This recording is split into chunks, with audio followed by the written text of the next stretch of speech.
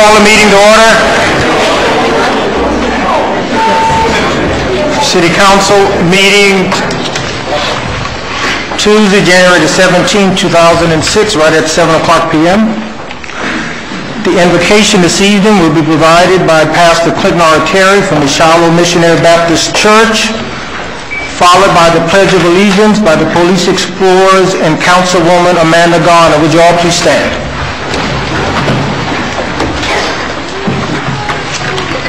Let us bow our heads in prayer.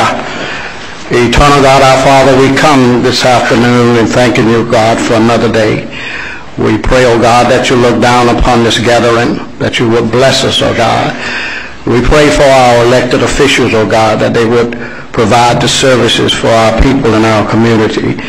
We pray your blessing upon this great city of Homestead, oh God, which has grown in leaps and bounds. We thank you for the new citizens, oh God, that are coming into our community. We pray, oh God, that as our city grow, oh God, is that we will grow together. And the things that is needed to be provided by our city officials, oh God, please, oh, that you would provide it to them, oh God. And we thank you. We pray a special prayer tonight for our armed forces in Iraq. We pray for those young men and women who are fighting for our freedom. We pray also, oh God, for all of the people who are living in areas that has been wiped out by storms, earthquakes, and by floods. We pray your divine protection upon us. It is that we will lift up this prayer in the name of the Father, the name of the Son, and the name of the Holy Spirit. Amen. Amen.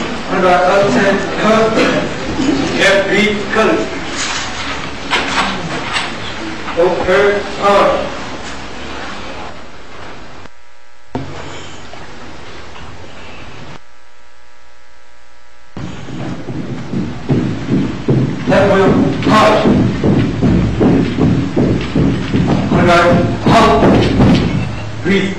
pause. Please join me in pledging our great nation. I pledge allegiance to the flag of the United States of America and to the republic for which it stands, one nation, under God, indivisible, with liberty and justice for all. Hold her arms. Hey, hold her arms.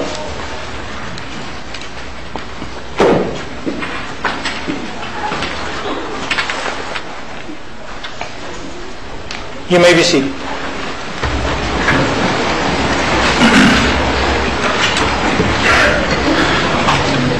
Roll call, Madam Clerk.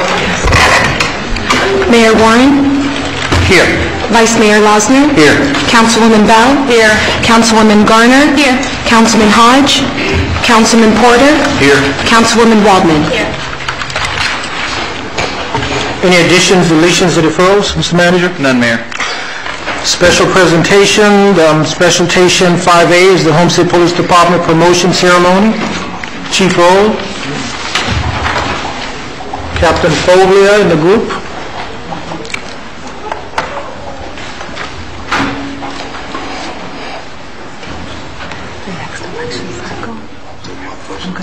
Okay. Councilman Porter, the office of the month, Office Raul Cabrera first, and then we'll go back to the promotion ceremony. Only the chief can make the mayor change the rules. Okay.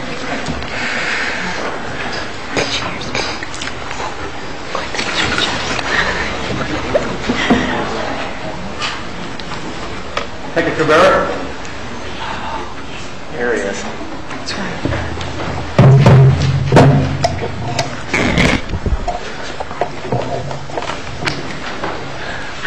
Mr. Mayor, Mr. Vice Mayor, City Council, Mr. City Manager, I'm Captain Tom Foglia. We have Chief Al Roll. This is all for the month of November. Detective Raul Cabrera. I'll go over a little bit what he did for that month, but to let you know a little bit about Raul, he's been with the department about 12 years. 9 of those years he's been a detective. And primarily his caseload is domestic crimes.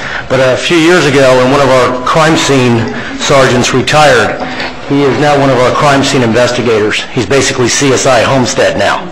And He's gone through a lot of training, and he's done one heck of a job. To go over some of the things he did, during the month of November, he made 5 felony arrests, including aggravated stalking, grand theft, and burglary. He also had 5 misdemeanor arrests. One of those arrests was during the Nextel Cup races. We had a generator that somebody decided to take home with him from the back. It's worth about $2,200. We put out a bolo for the vehicle, and FHP stopped it. Raul took the victim up, identified the property, and got a full confession on that case, so he did a really good job on that. He had another case for an ag battery, which was stabbing, domestic-related. He wound up setting up a surveillance and finally caught the guy riding his bicycle down the street after a few hours of surveillance, so that worked out really good. One of the important things that he did is 2 of his crime scenes that he worked on, and one of them was another type of stabbing case. He actually got DNA matches done through the crime lab up in Miami, and that really is CSI. I mean, to get the DNA match, just a really good job. Like I said, he's been in Detective Bureau for 9 years, and he never lets up. He continuously does a great job. I'm his direct supervisor, and it's a pleasure to have him in the General Investigation Unit. So it's a great pleasure. He receives our Officer of the Month for November 2005.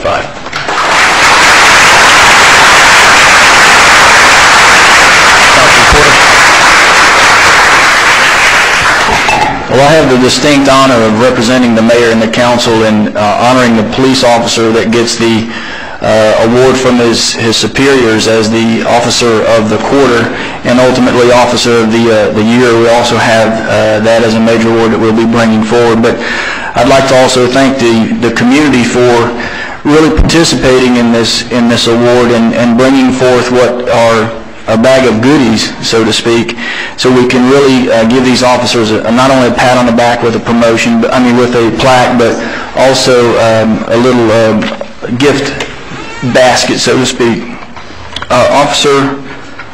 Detective Raul Cabrera. We have the plaque is from Awards Inc. Our city attorney's office is a $100 check. First National Bank of South Florida is a $50 savings bond. TIB on Chrome Avenue is a $50 savings bond. Community Bank is a $50 savings bond. Tony's Sub and Grill is a free meal of choice. I saw you there today.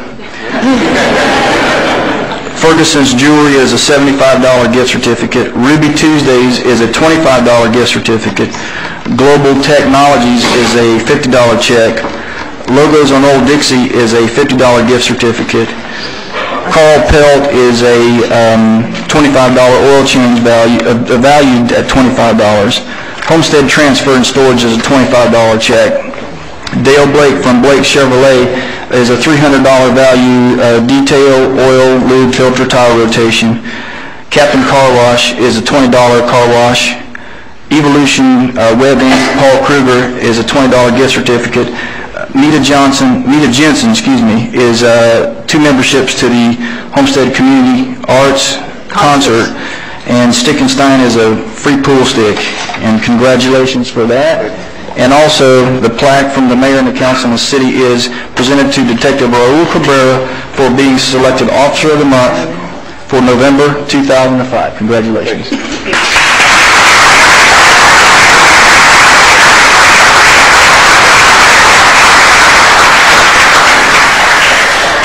Geez, I've never seen so many people here. I'm kind of nervous. I just want to thank everybody, and we have a great administration, and my buddy detectives, especially Detective Sermon, who basically caught like 5 of my subjects, and she's awesome.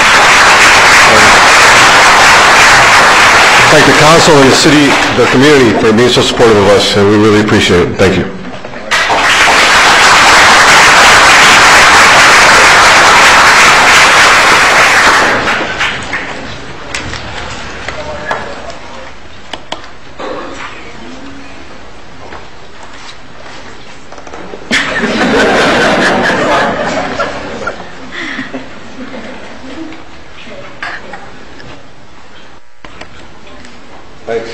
I'm going to do something.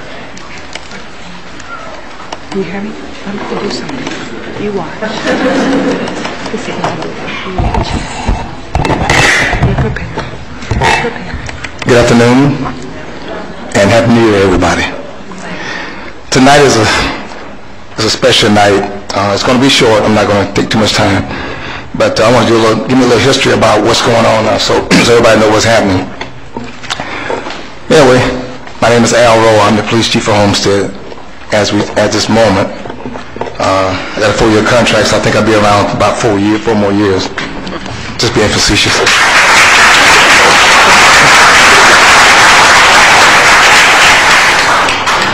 Well, about 2 years ago, maybe a year and a half ago,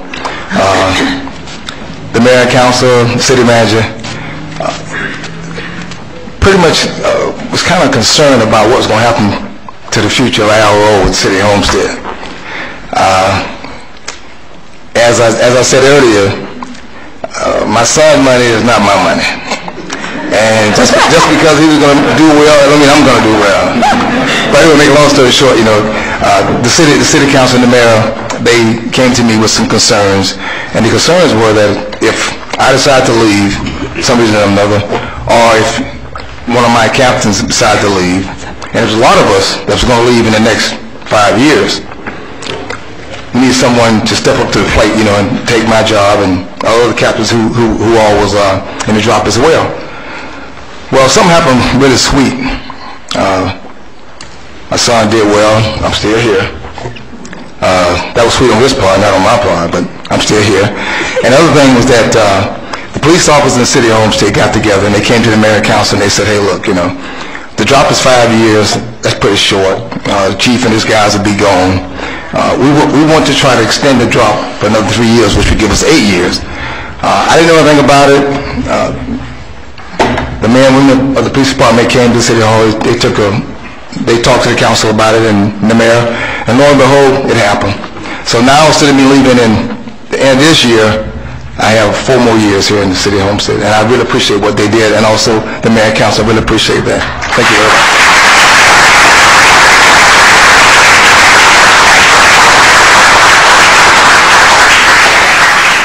Now, that's enough about me. Tonight, we have 6 police officers that I'm going to promote tonight, and I want to start with one of the guys that came here 14 years ago, Manny Ferrer. If Manny come up.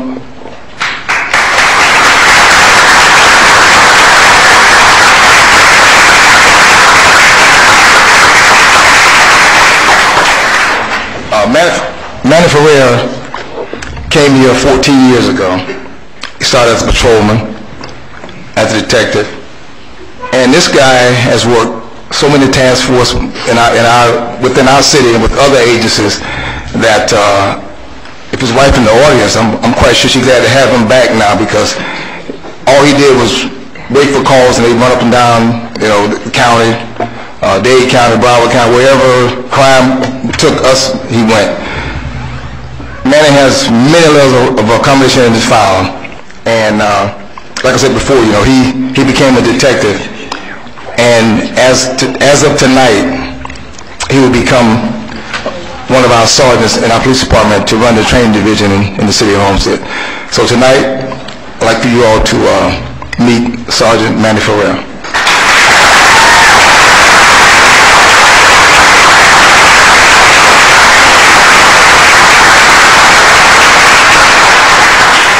Again, homegrown. Next is Scott Bell in the audience. Yes, he is. Scott Bell, believe it or not, he started our department back in 1982. He left for a while and he came back. He came back and he's been back, believe it or not, 10 years. Scott Bell started as a patrolman, detective. He's basically in charge of computer operations in the police department, and this guy has done nothing but save the city thousands and thousands of dollars just doing all kind of technical work to make sure that we're technical advanced as far as what we do in our police cars and station and whatever. He has a lot of letters of commendation in his file. He started as a patrolman, like I said, detective. He's been a sergeant for the last 3 years, and tonight Scott Bell will be one of my lieutenants, still doing operations. We don't want to move him out of there because This guy's done an outstanding job for our department, and I'm gonna tell you right now, and I can say it, without this guy here, I don't think we, police department, can make it, trust me. Lieutenant Bell.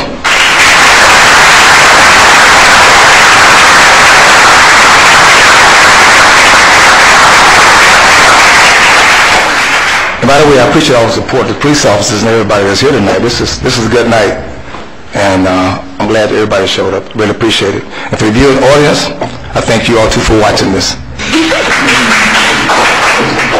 Next will be Mally Graham.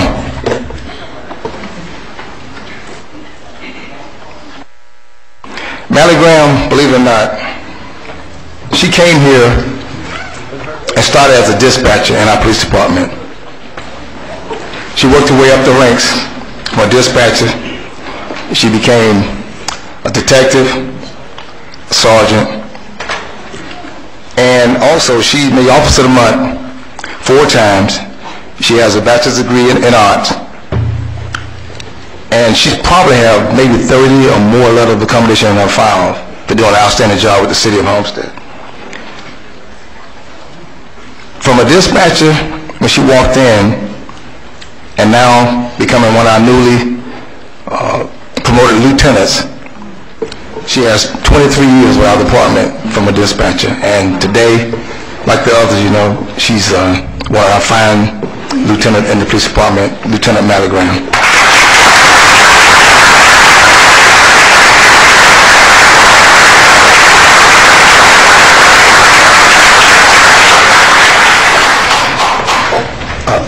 Foglia.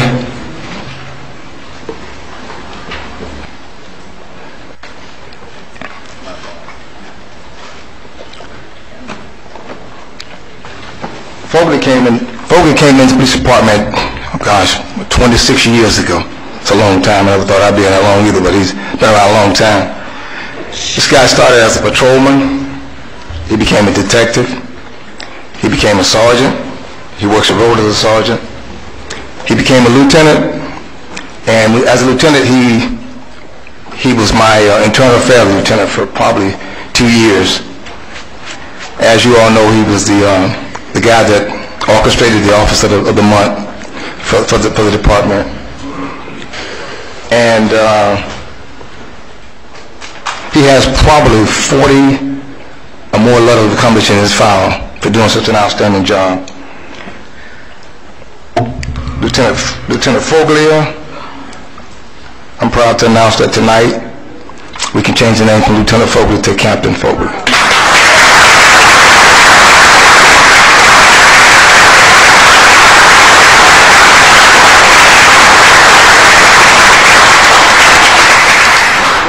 Delaranga.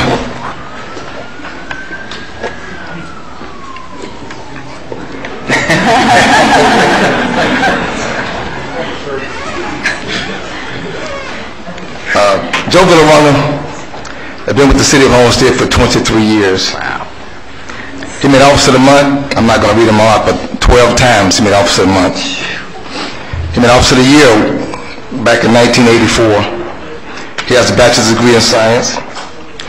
2 years ago, I sent him to the Southern Police Institute, which is in Louisville, Kentucky, and it's equivalent to the FBI Academy. He graduated, but did well. He has 50 letters or more of accommodation in his file. He started as a patrolman, detective, sergeant. He was sergeant of the narcotics division, captain of the narcotics division. He did budgeting for me as well. Again, this guy is unbelievable as well, and is proud again to promote this guy from captain to major. So here we are, major.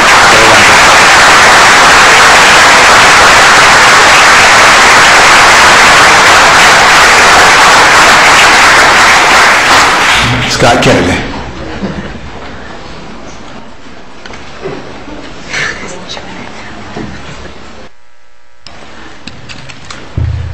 Captain Kennedy, which everybody called him, Captain K.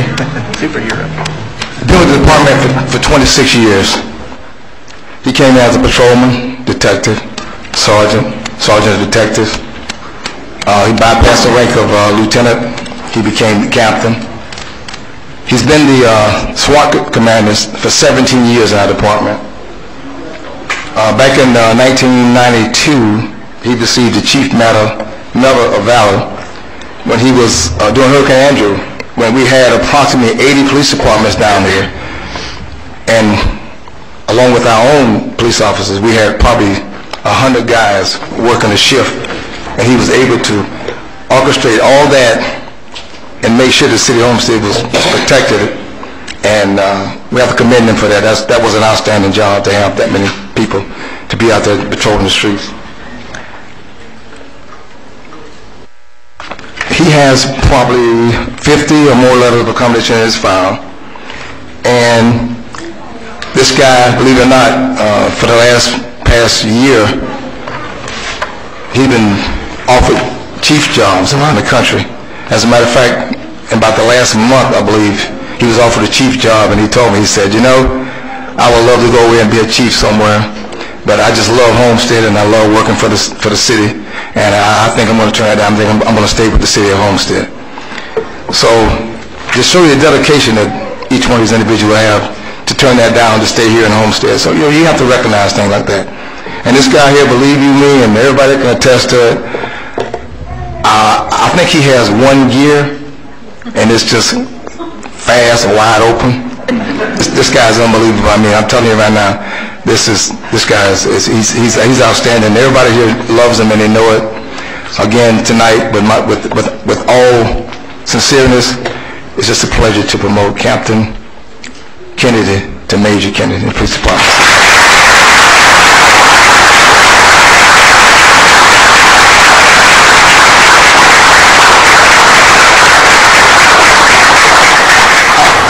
I had one of the girls in City Hall to say that he's no longer Major K. I mean Captain K. He's Major Payne, you know. So I kind of left that alone. But with all sincereness, you're looking at 6 people here that just got promoted, and they have a total of 122 years of experience standing before you. Just 6 people in the department. So it just goes to show you what kind of employees that we have here. And we have to, honestly, I have to thank the mayor of the council, definitely, city manager, Mike Shahada, Marlene, everybody that stood behind me and supported what I wanted to do. I may have, made the promotions, but I have a lot of people backing me. And it's just good to have people that really believe in you and support what they think is best for the community. And also to keep these people intact, because I don't lose any. I mean, if I lose them, I'm kind of down a little bit. So I'm glad to have them. And again, thank you all. Congratulations. And they all will do well. Thank you all very much.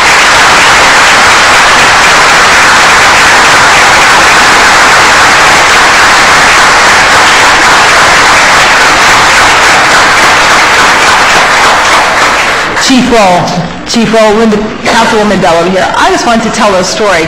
I remember when Scott Kennedy was going through the academy, because he was my neighbor, and I lived on one corner and he lived on the next, and he was struggling to get through the academy. And by the way, as was my first husband at the time, and they were in the academy together. My husband didn't make it, Scott did. First husband, not current husband. So, but we go way, way, way back to 1979 in the city of Homestead. And Scott Bell, you keep doing it, and I think it has a lot to do with that last name. Thank you guys, you're great. Well, that's good to know, because again, like I said, everybody up here pretty much homegrown. That's what we've been trying to do for the duration of this department. It's so good to have people that's born and raised, that just been in Homestead so many years, to be a part of this community. They really, really care, and that's what it's all about. It's about caring, making sure that you all are safe, and taking care of the people in Homestead, and that's what we do here. And like I said, again, we could not do this without the support, the mayor and council and the city manager, to give us the dollars and also give me the authority to do these things, for the people in Homestead. So I really appreciate that from the bottom of my heart. Thank you very much.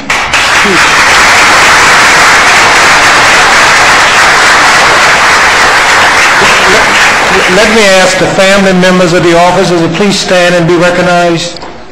All of the family members. They could not have done it without you.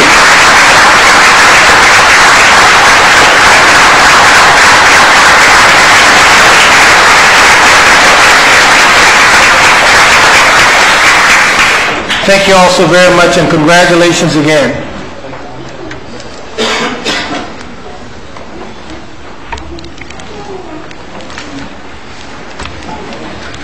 Thank you all. Congratulations.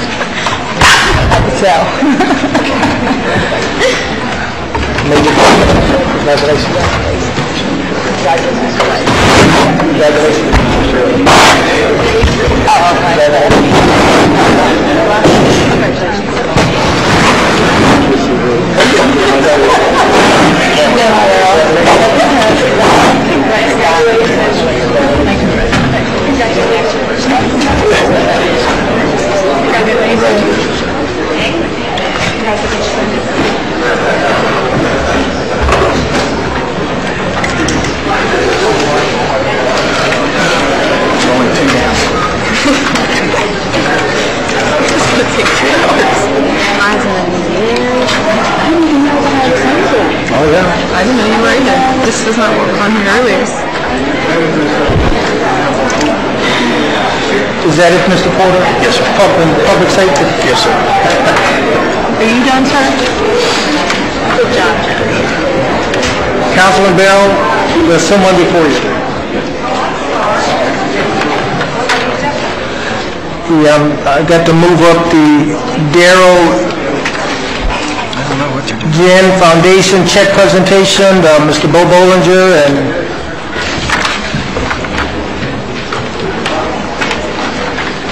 Mr. Curtis Gray.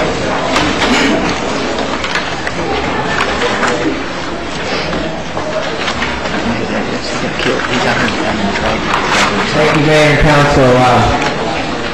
I just want to, real quickly, we're going to do this pretty fast, but it's a very special night for us.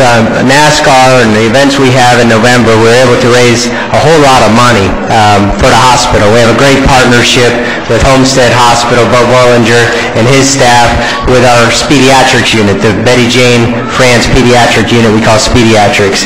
And we were able to raise money last year. The mayor and council declared a special day in July as NASCAR Day.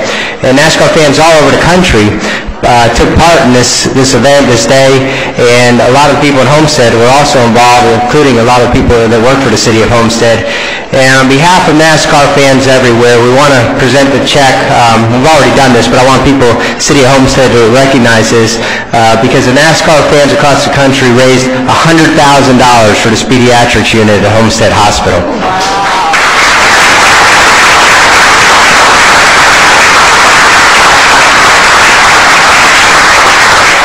And tonight we have a very special friend. He's a very personal friend of mine. I've known Darrell for almost 20 years. He's one of the greatest drag racers of all time in the NHRA. He drove a top field car and most recently owned a drag race team sponsored by the New York Yankees. But Darrell he never left home. A lot of teams leave and go to Indianapolis or out to California. He stayed in Fort Lauderdale, and he came down tonight all the way from Fort Lauderdale to give us a check. And Darrell, do we have a mic, handheld? Okay. I can say I just want to thank Curtis for the opportunity that gives us to be able to raise funds for the Homestead Hospital and the Pediatrics unit, and we recognize the great job that Bo Bollinger does at Homestead Hospital, and we're honored to give him this money as we have in the last 4 years. So look forward to many more big checks for Homestead Hospital and Pediatrics.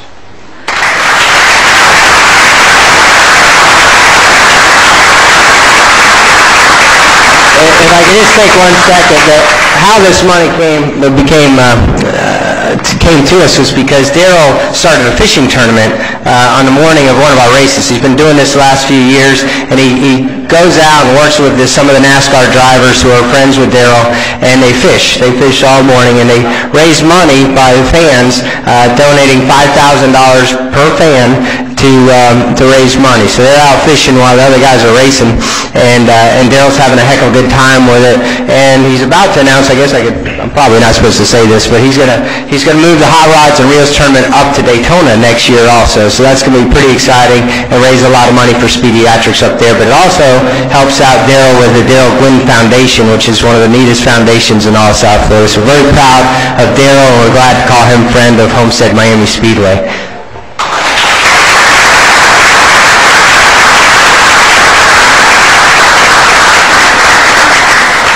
Thank you very much, Curtis and Daryl.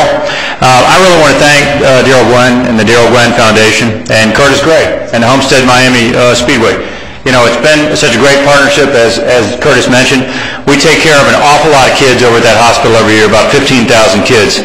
Some of these good, patient football players here with the Eagles and some of those good Boy Scouts over there, if we haven't taken care of you yet, we might end up taking care of you. So this money goes to make sure we got the doctors and nurses have the equipment and the supplies that they need to provide very good care to all the kids in the community. So we really want to thank you guys. And that new hospital is opening up in the fall, and we're looking forward to moving in and having even more capabilities for the kids in our community. So thank you very much.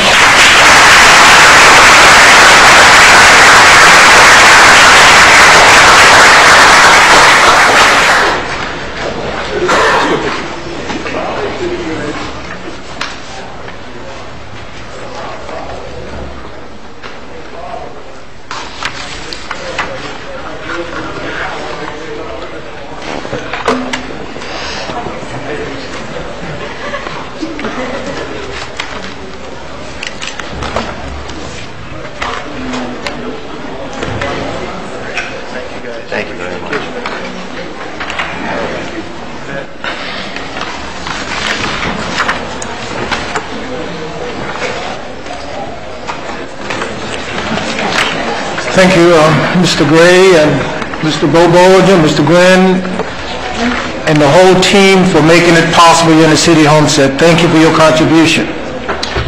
Let me also thank Pastor Clinton Terry for coming out this evening, giving the invocation, and Councilwoman Garner for the Pledge of Allegiance. Now, Councilwoman Bell, you can proceed.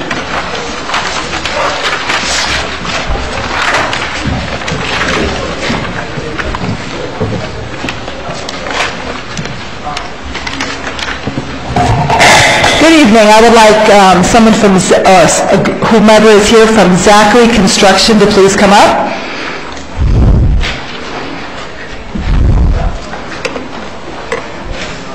We have this all arranged. Well, I'm going to talk about them in their absence anyway then. Zachary, is Ramon Ferrer with FP&L here? No, And Colonel Tom Daly with the base is here. Come on up, Colonel Tom. And also representation from SOS. I saw Robin. Come on up.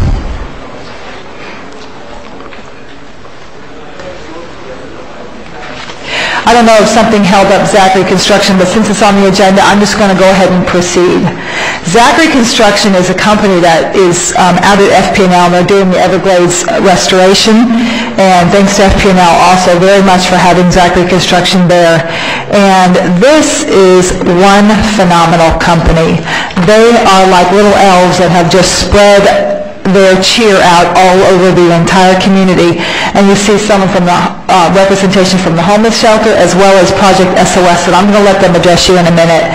But how wonderful that Zachary Construction, I received a call from Colonel Tom, and I'll let him elaborate a little bit on that, and he and I were able to contact Sandra Nanny with SOS, go out to Zachary Construction, do a pitch to them, if you will, an appeal, and they adopted 100 children through our SOS in Homestead, and I was so proud to be a part of that. But when I sat there, I went out for the presentation of the gifts, and I was so just in awe and impressed and amazed. And what they do is they buy the complete Christmas for each child, not one or two gifts, but a complete Christmas. They have each bag numbered, and in that bag, if there's 2 children or 3 children or whatever, every present goes in a huge, huge white bag, and then they're numbered. And inside the bag is all of the wrapping paper to wrap the gifts, except for when you saw the bikes and the skateboards and all that out.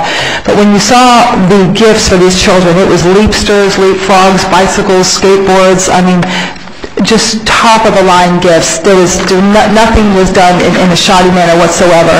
And what they would do is they would have luncheons, and they would auction off items, and people would pay and bid, and they would have all kinds, and they would raise funds.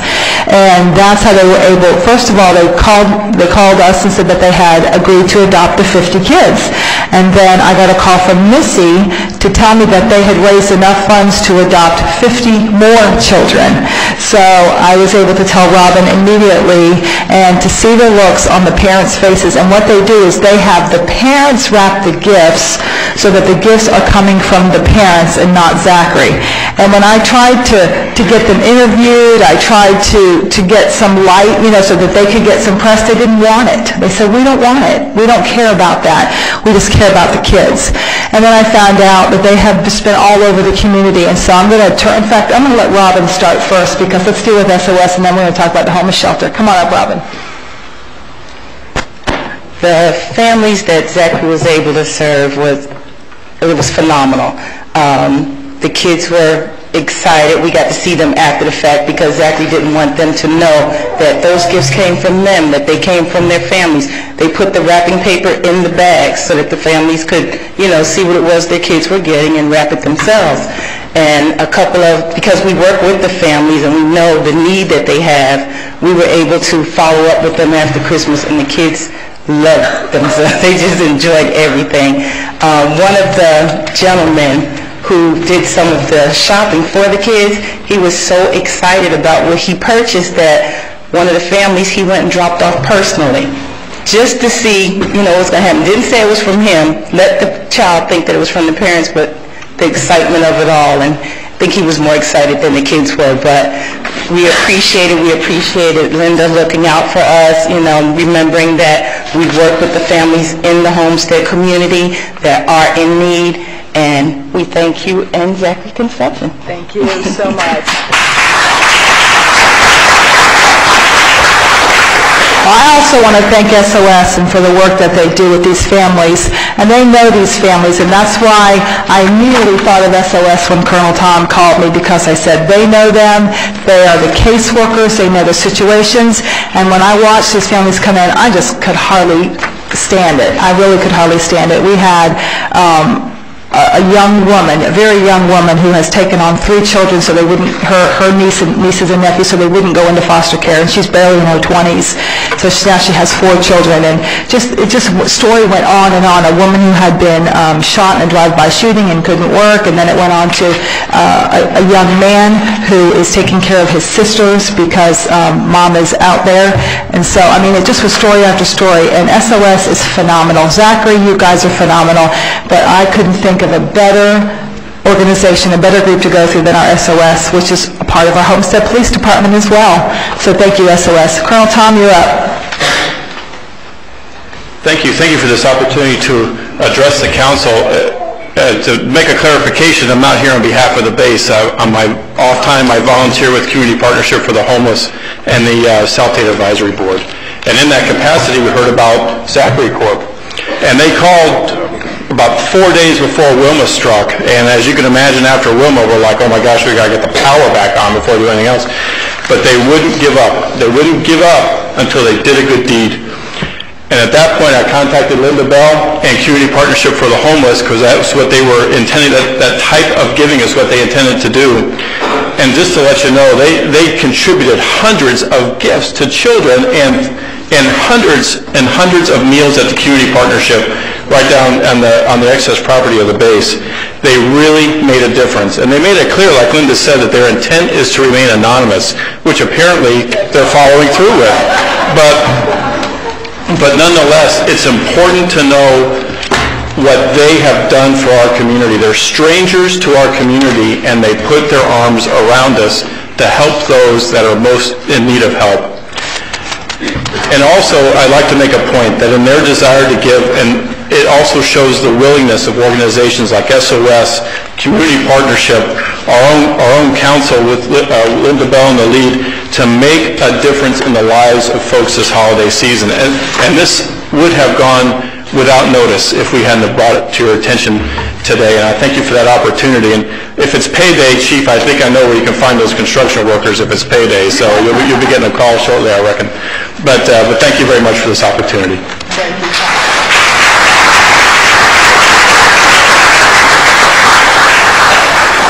And I brought Colonel Davis so that you would also know that Zachary Construction, I mean, they're all over the community. I've never seen a construction company. I mean, I have seen so much charitable giving this season, so much good that was being done all over the place through realty companies, through private organization, banks, I mean, wonderfully. But I have never seen a company that's just kind of like everywhere, all over the community, just giving, giving, giving, giving.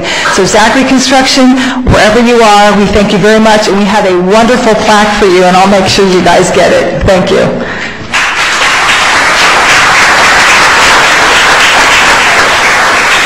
You're not through with me yet. I have the privilege, the absolute privilege of introducing the Dick Connolly League, the junior division, the Eagles, 115 pounds weight. Let me see, I'll have to get the scale out for some of them. These guys had an undefeated season. They won 11 games and lost none. 11-0.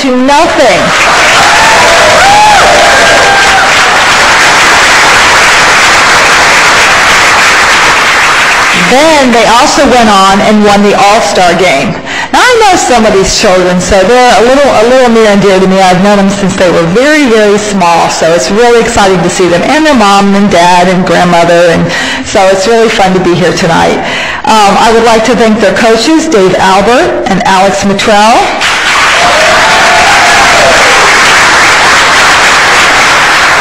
Come over here. Come over here. Come over and hold the trophy up, big and high. We're going to introduce all the kids. Glad to have you here tonight. These young men practiced 4 out of 7 days a week for 4 months, and obviously their sponsor is Accurcio Farms. And what I would like to do now is I'm going to call all the boys' names and hand the plaques to the coaches, and then they're going to hand them to you. So as I call your name, you guys come on up.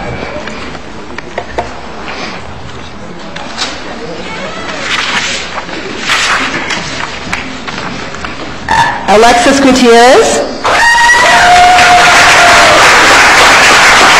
Casey King, Bino Selena, I'll give you this one, Bino. Colby Bella, Alex Duane, John Sabin,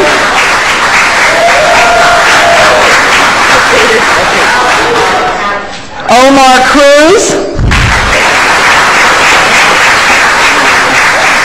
Randy Redding, Angel Estasiarian, Tony Simino, Alex Duane, Dante Albert, I saw you, Dante. Adam Black, I'm going to save this one. Alexis Ortiz, Demetrius Moore, Alex Mitrell, Moses Merville, Israel Ruiz,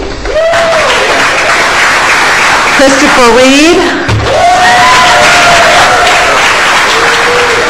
David Williams, David Zuninga, and last but not least, a little young man that I'm very well acquainted with, and he definitely needs football because he needs to get out all of that energy that he inherited from his father. I told him to take a pill, but he's great. And let me tell you first of all what this says.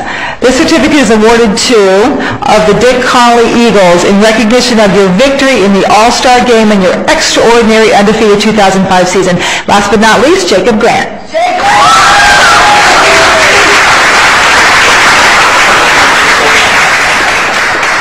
Thank you very much.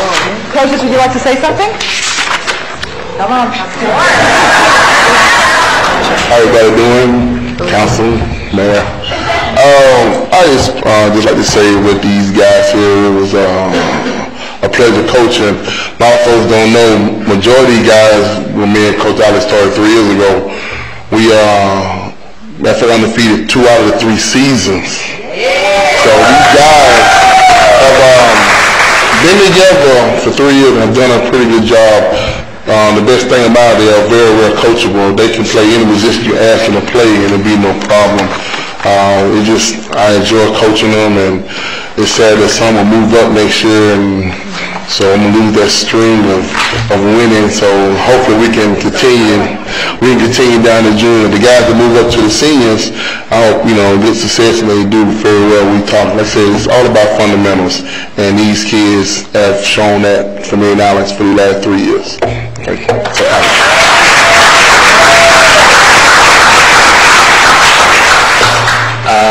First of all, I just want to thank for the award, City Mayor, Council. I also wanted to thank the parents of our team, especially just all the moms and dads and the grandparents. It's a great commitment. It's a big commitment that everybody has to bring their kids out every night, especially with demanding schoolwork and so on and so forth. But as Dave said, pretty much start with a big foundation and teach them the basics, so we never have a problem with switching players around in different positions. We really don't even carry any injuries during the season, so the kids are pretty well acclimated to the different positions. But it's a great thing to be out there on all the games every week and seeing all the family members come out and enjoy the games, and it's a lot of fun, so thank you.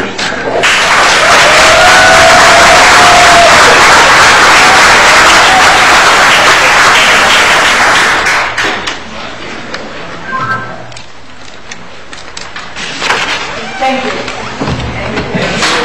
Thank you, Councilwoman Bill.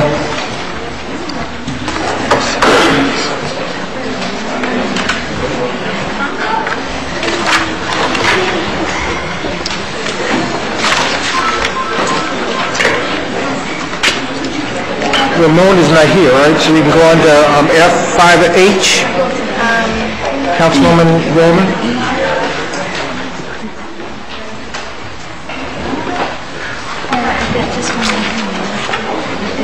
Presentation to Mr. Ram. Oh, okay.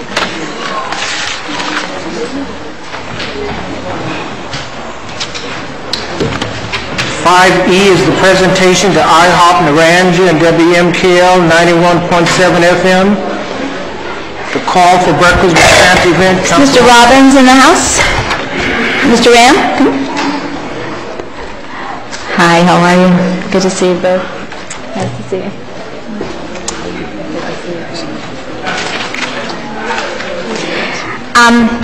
It's my opportunity tonight to recognize two organizations for their help with this year's Breakfast with Santa, and that was held at Harris Field Barn Pavilion.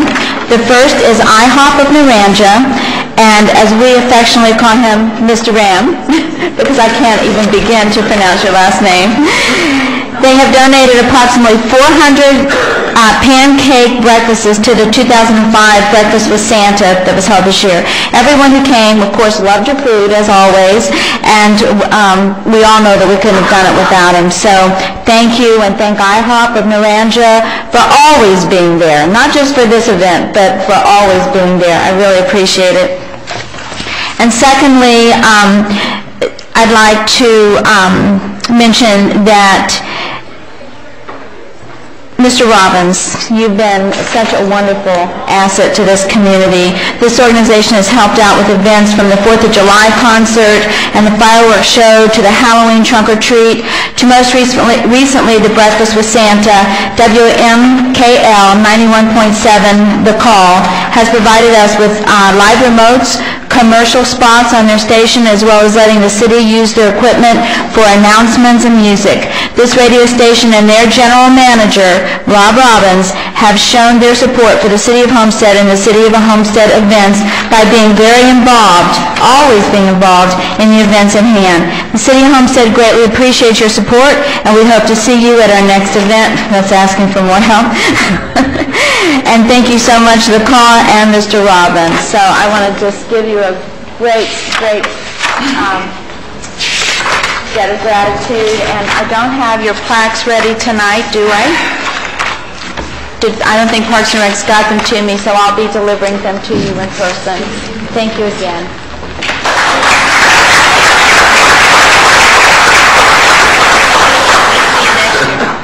I was trying to be quiet about it, but truth is, yes, you'll see me next year. And unlike, what's the group? The builder? The contractor? The contract. Well, whoever he is, he's anonymous. I don't want to be anonymous. I want you to know who I am and what I do, so you can come to my restaurant so I can continue to do what I do. I know you have an IHOP in Homestead, but this is Naranja IHOP.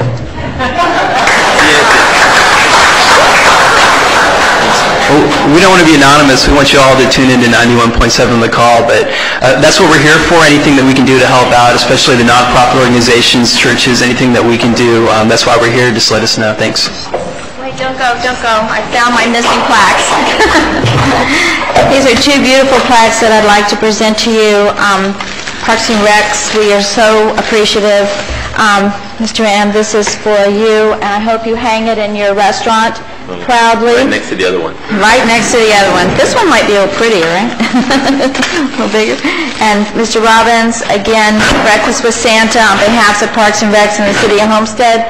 I so very much appreciate all that you do. Picture? Okay. I'm going to bring.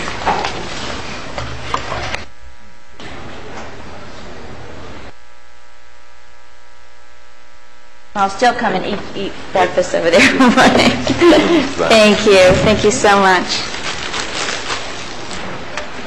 Okay, I'm on here several times tonight, so bear with me. The next one, I just checked my phone messages. My phone was vibrating off the counter up there, and John Tidwell with Zachary Construction just called me, and he was supposed to be here to talk about all the things that are going on out at Turkey Point and the construction and the economic infusion with their employees here in our city, and they've had a little something come up. So I don't know about the other people from Zachary, but John couldn't make it, and Ramon the same thing. Ramon's had a prior commitment, so that's two there that we don't have to talk about, but I will have them back on the agenda probably at the next council meeting. Pastor Terry. Is Ms. Phillips here? Will Ms. Phillips please come forward?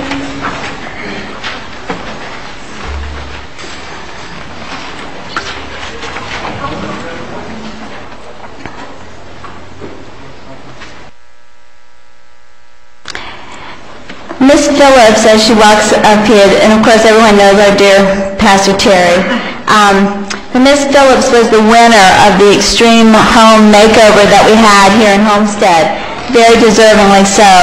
And I had some extra money floating around for my campaign account, so tonight I'd like to present you with a check for $5,000 to renovate your bathrooms for handicap accessible.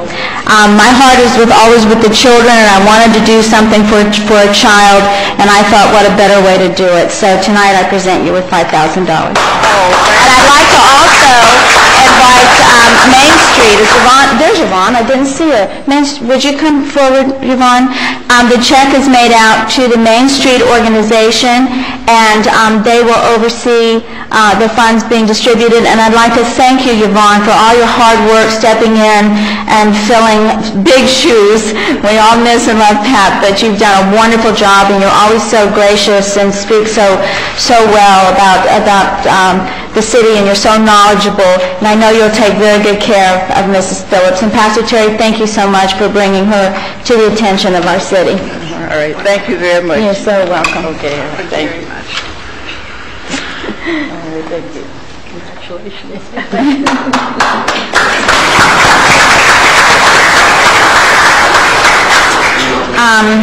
Safety awards, that time of the month. And this time I'd like to go ahead and bring everybody forward because we're getting late in the evening. These are from January, December, and November. So Michael Hitt, Pat Prezzello, I know Pat's over there, Conrad Crowder, Alvin Smith, and Jesus Gonzalez. Hi, how are you? Okay, as everybody comes up, let me just tell you what the safety awards are. The safety awards are presented by the City of Homestead. They recognize 3 employees each month. These people must be full-time employees of the City of Homestead, and they must be free of accidents and injuries for the preceding 6 consecutive months. Recognition includes a certificate, a paid day off, a safety badge. Their names are posted for recognition in the main lobby, a $25 check from Waisorota, and again, very proud of you. And here are your plaques. I'm just going to hand them to you and let you pass them down.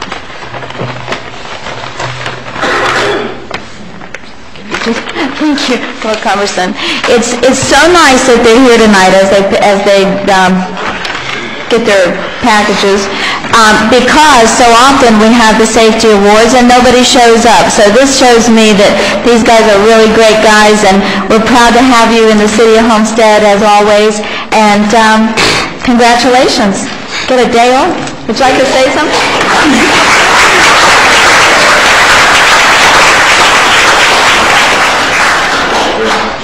Congratulations.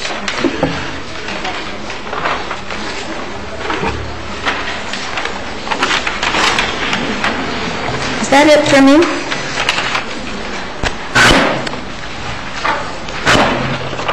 That's it for me. Thank you, Councilwoman Longwood. Sorry.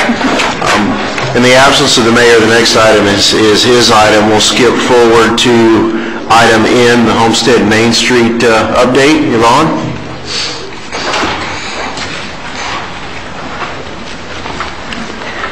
Thank you for coming tonight. Thank you, Vice Mayor Lausner and council members.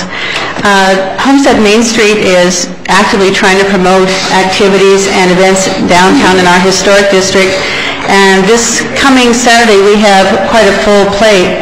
We are pleased to announce a combined effort between the Main Street operation, which is going to be the 21st Frontier Antique Car Show on Chrome Avenue, combined with the Little Miss Cowgirl, Little Mr. Cowboy contest, which is a joint collaboration between Main Street and Thunder Country. So that will be on January 21st, starting at 11 o'clock in the morning and going until 4 o'clock.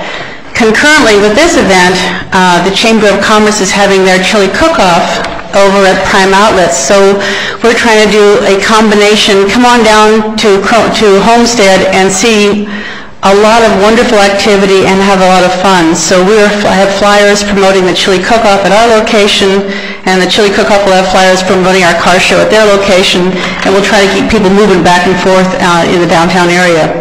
So the program for Saturday for us is 11 to 4, the antique car show, 11:30 to 1 o'clock, the little mini cowgirl and little mini cowpoke. If you've ever seen a 2-year-old explaining why she wants to be a little mini cowgirl, it'll break your heart. So please try to come down and see that.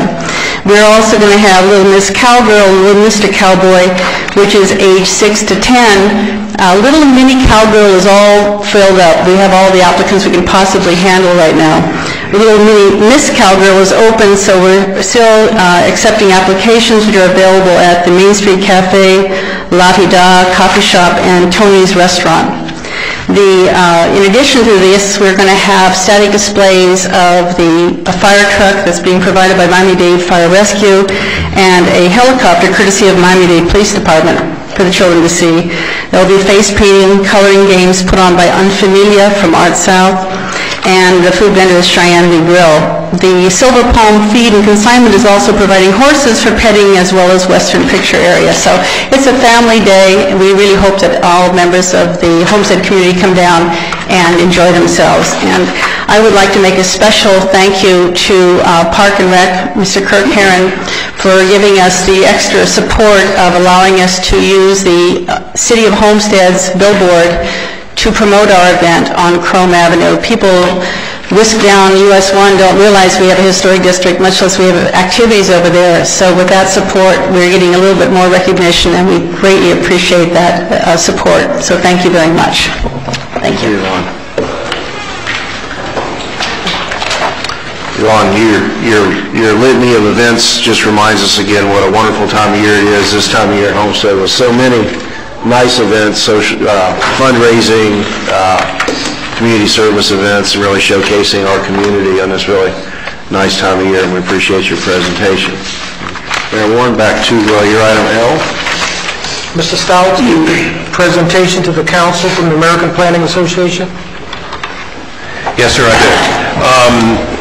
As you're all aware, we have recently completed the Southwest Master Plan, and it has been approved by DCA, found in compliance with all of the state statutes. But in addition to that, it is being found as a very fine plan by several organizations. A couple of months ago, I was here to present the city an award from another planning association. Today, I'm here to present the city award from the American Planning Association, the Gold Coast section, which is Florida, for a 2005 Outstanding Redevelopment Study Award of Excellence for our Southwest Neighborhood Redevelopment Plan. And again, I want to thank the City Council for standing behind staff as we have gone through this difficult period. Approximately 2 years spent on it since I've been here. And it's not been an easy thing to get through because it's very complicated and very time-consuming and very detailed. And I want to thank the council for standing behind us as we've gone through this process. And we think it's a good plan, but the proof of the pudding is that other people think it's a good plan who didn't have anything to do with it. And this is the second award that it's won, and I hope to be coming back at some future time with some additional awards because we've submitted it to some other associations. Thank you very much. Thank you, Rick. And in addition to Rick's comment, I just received a letter from the Department of Community Affairs, and the department has issued a notice of intent to find a comprehensive plan amendment in compliance. All right. So we have obtained their approval. So everything is going well, and again, thank you and the whole team for the Southwest Master Plan.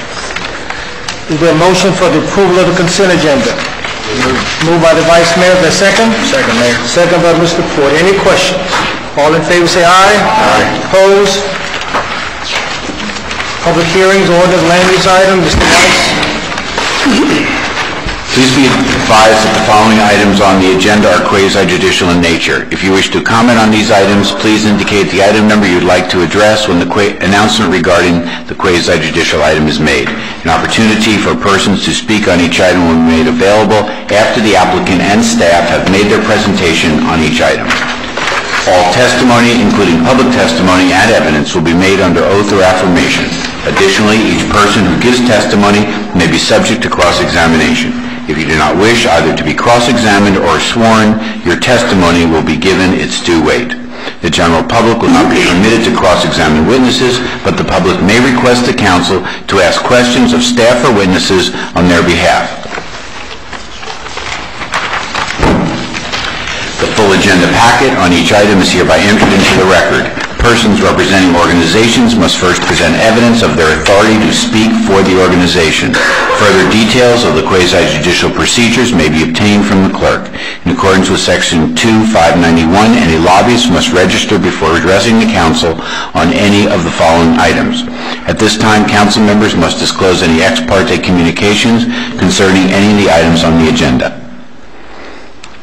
At this time, the clerk will swear in any persons who wish to testify on any quasi-judicial item. Please raise your right hand. I state your name. Hereby swear or affirm that the information I present shall be the truth and nothing but the truth. So help me God. Thank you.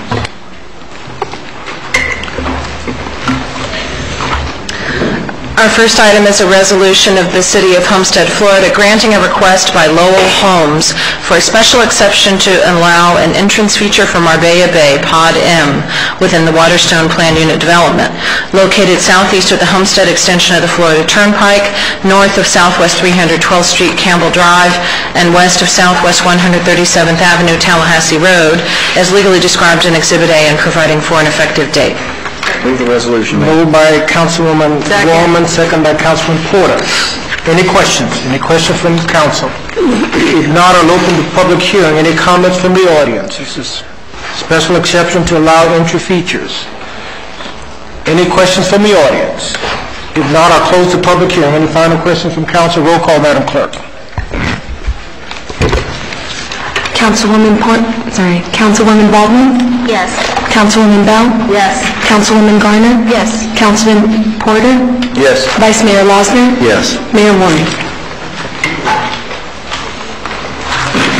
Mayor Warren? Yes. Motion carries. A final order of the City of Homestead, Florida, granting a certificate of use to Celio Enterprises to allow the operation of a bar lounge, Celio's Latin Quarter, with on-premises sale and consumption of beer and wine located at 38 Northeast 9th Street within the Carib Motel site. Further granting a waiver of hours of sale to extend the hours of sale from 1 a.m. to 3 a.m.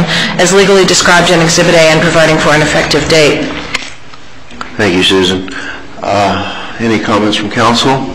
Question. Ms. Bell. Rick, this is not in the Arts and Entertainment District, correct? You're correct. If it were within the Arts and Entertainment District, they would not have to be asking for the extension of hours from 1 to 3. It would be theirs by right. Thank you. I just want it on the record. Thank you. Thanks. Ms. Wallner. Thank you. It disturbed me that this came to us without any recommendation from the Planning and Zoning Board. And I realized that, I've lived here in Homestead since 1960, so that particular spot has always had a problem there. I know that the businesses across the street, the business alongside, Brown Funeral Home, I see them out there trying to pick up the trash the very next morning after being out all night. Everybody been hanging out there all night. And I don't even know, in some of the comments that I read within this, they talk about people entering the premises with a six-pack of beer. Not even purchasing it there. It actually says that within, I think it's the Planning and Zoning minutes, I believe, because I read so much today, I can't remember where I read it, but so I'm very concerned, and I want to know, is there anybody in the audience from the establishment?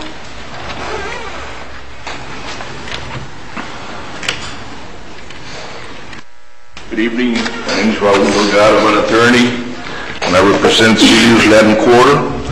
As far as entering the bar with the six-packs, that would be impossible. We have two full-time officers there, Officer John Trick and Officer Martinez Ruiz. One of them is at the door, and one of them is inside by the cash registers.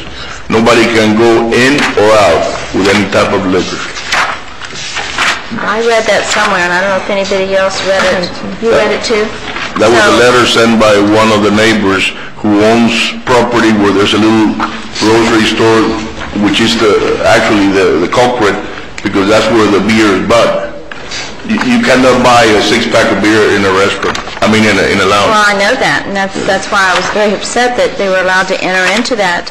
No, we don't allow that. The business of my clients is to sell beer, not to allow people to come into the lounge with a six-pack of beer. But to clarify, this is not a new license. This is an extension of the hours. It's only for the extension of the hours. From 1 a.m. to 3 a.m. That's what we want, and it's only Friday, Saturday, and Sundays. To 3 a.m. Sunday morning. Yeah. Ms. Gardner? Chief, maybe you can help me out. I've actually been by this property late evenings and talked to the officers there. I've seen one officer there. Do you think one officer is going to be enough for that late in the evening? Because it looked like I left quickly because there were a lot of problems. Well, I think right now, and correct me if I'm wrong, they have two officers that work there. And I had some concerns earlier last year, and I think I talked to the manager about it. I went on scene and talked to the manager about it. And my concern was that, we want somebody to make sure that before opening, it's clean in that area and also across the street, and also when they leave, we wanted it clean. I was told by Major Villarunga that they complied with that order. They have two guys working there, and they have two police officers working there, and they also have two guys that clean up before and after, before they leave the premises. Is that correct? Yes, sir. And there's 4 security guards on top of that. Well, this only shows that we're only required to have one off-duty officer, and I don't feel that's enough. Well, I'll tell you what, it was one there, and I felt like you did, and I said we needed more there, and they had additional officer to work there. Man, we'll agree to have 2 officers there. That would be no problem, because we do anyways. I think as we speak now, they should have 2 there. Am I correct? You have 2 officers working there? Most of the time, like 90% of the times. Well, and I want to clarify what the applicant's representative just said. Did you just offer as a condition to the requirement of 2 off-duty police officers? Yes, sir, that will be fine with us. Sounds good to me. Mr. Vice Mayor? Yeah.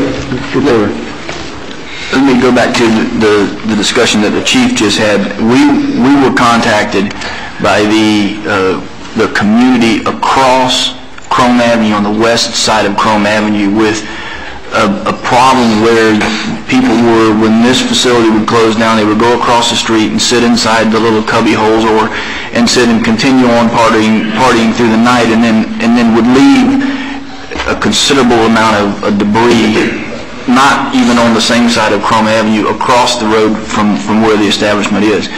Now, all things being said, a police officer is not going to be able to stop that. If you have 2 or 3 or 5 officers, if they want to go across the street, it has been a concern to the adjacent neighborhood, because when they close, everyone goes across and really does damage to the other side of the street. So I really have a little bit of a concern with the extended hours. I know we set aside the historical district, the arts and entertainment district, as a separate entity, separate from the rest of the community, and at this particular point, we really haven't had any significant, Chief, correct me if I'm wrong, significant problems with what's going on in the arts and entertainment district. At this particular point, there's only one letter where there's an adjacent business is really asking for not extended hours. And this is one of the businesses that we had to go out and basically demand that the applicant, not pertaining to this issue, but go over on a daily basis and clean up the neighborhood across the street. So I don't know. I haven't been told that it's any worse. I certainly haven't been told that it's necessarily any better. The letter from Mr. Lynn, his office is right across the street, is asking for no extension to the hours. And until there's some sort of proof that there is no problem down there, Mr. Manager, the police don't clean up the street. They will protect the environment of the facility itself, but they're not going to cross the street and pick up. So I have a serious problem with that until there's some mechanism where we can take some sort of consideration for the community, the adjacent community, and not just on that side of the street, because it is bleeding over to the opposite side. Thank you, Ms. Waldman. Yes. So I just want to make sure I heard you correctly. No one's allowed to take in any beer, anything inside. Who's Mr. Delgado? I am. Mr. Delgado, at a planning and zoning meeting on November 16th, I quote from the minutes, Mr. Delgado mentioned that sometimes the customers would walk in with a 6-pack of beer already in their hands, so they were buying the beer and other items somewhere outside the bar since the applicant did not sell those things. No, ma'am, that's not what I said. What I said, there's a service station, and I think it's an Exxon or whatever service station, and there's a little store on 312 and Chrome. That's where the people are buying the beer. These are properties owned by Mr. Lynn. As a matter of fact, he owns the entire block. And there's a little grocery store and the gas station, and that's where the people are buying the 6-packs of beer. But it concerns me that in the planning and zoning minutes that you're saying that they would walk in with those already in their hands, that you weren't selling the cans that were being thrown out, that they were already drinking those from another purchase. Ma'am, I never said that. And if it's in the minutes, it was an error. I will testify on the oath as an officer of the court and an attorney that I never said that. As a matter of fact, I have no idea what happens inside besides what the police officer told me. Officer Kruick was supposed to be here today, but unfortunately he was working, so he was not able to come in here. He would have testified as to the fact that nobody's allowed inside the store with any type of liquor or bottles or anything in their hands. And nobody's allowed to leave the store with any type of liquor or bottles or anything in their hands. As a matter of fact, I think we serve the community, because otherwise there would be 150 to 100 drunks walking around the area with beers in their hands. This way, we bring them inside our establishment, and if they get too drunk, we have a room with sofas where they sit down, and we wait until they're sober. We stay open till 2, 3, even though we're not selling liquor, because our license prevents us from selling liquor after 1. We don't have to close the store at 1. So you only sell beer and wine, correct? Yes, that's what we want to sell. And you sell no food whatsoever? We don't sell food, no. I know, so that just hits me the wrong way. I mean, it's not like Stick and Stein. It's not like some of the other, I mean, I just don't see a watering hole, and that's pretty much what you're describing, helping our community. I mean, there's no food served. And I don't want to call upon anybody in planning and zoning to come forward because I don't want to put you in that position. But when they can't bring forth a recommendation, either way, that tells me there's something wrong. Well, there was basically a deadlock. 3 voted for, 3 voted against, and 2 abstained. I believe Mr. Diaz was here. He could verify what I'm saying. All right, thank you. I'm sorry, that isn't exactly what happened. What happened was that there was a roll call. One was a motion to approve, and no one seconded. So then there was a motion to deny, and what followed through was that you had 2 yes and 2 no's. So you wound up like almost in a neutral position. And the option that staff recommended is that we continue to the next level, which is where we are now. Thank you. I believe Councilwoman Bell had a question or comment. Yeah, I'm just going to make a comment. I'm opposed to it for other reasons other than what's being discussed here. It's in the northwest section. I know where it is. It's apartments and pretty much families that live close by. That's another issue. But I want us to stick with the issue. The issue is not the consumption of alcohol or the ability to sell alcohol. The issue is just staying open from 1 o'clock to 3 o'clock. That's the issue that we're voting on tonight. So I just wanted to make a clarification there that it's not about the consumption or the sale. And I believe you when you say that you don't allow people to walk in with alcohol because that would undercut your profits. That would make no sense for you to allow someone to come in where you sell, an establishment where you sell beer or wine, to have somebody bring it in. So I totally believe you on that. I oppose it on other reasons, but I absolutely believe you when you say you don't allow people to come in with alcohol. I have no problem with that. Let's remember we're here for just the time, 1 to 3. Thank you. Vice Mayor, can you clarify this is for the sale of alcohol from 1 a.m. to 3 a.m., not just to be open, but to sell alcohol? Yes. It's only beer. Of course, but I'm saying they already have the authority to sell now. They were asking for an extension of that. Of selling, yes. Not being open, but selling. Yeah. Right, yes. Anything further from the applicant? No. Any further public comment? We'll close the public hearing. Any final comments from council? Yeah. Come forward, please.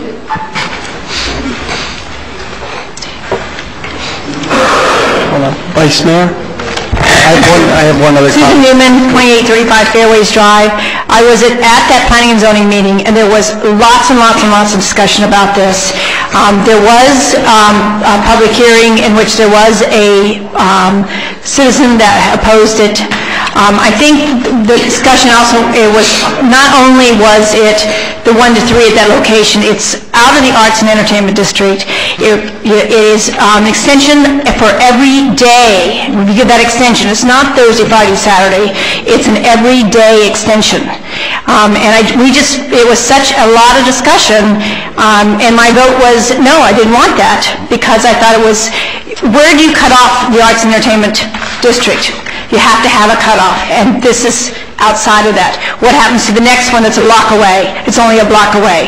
So to me, it was, you've got to cut it off. You have your district. You've got to stick with your district. Thank you. Thank you, Ms. Newman. Ms. Knowles?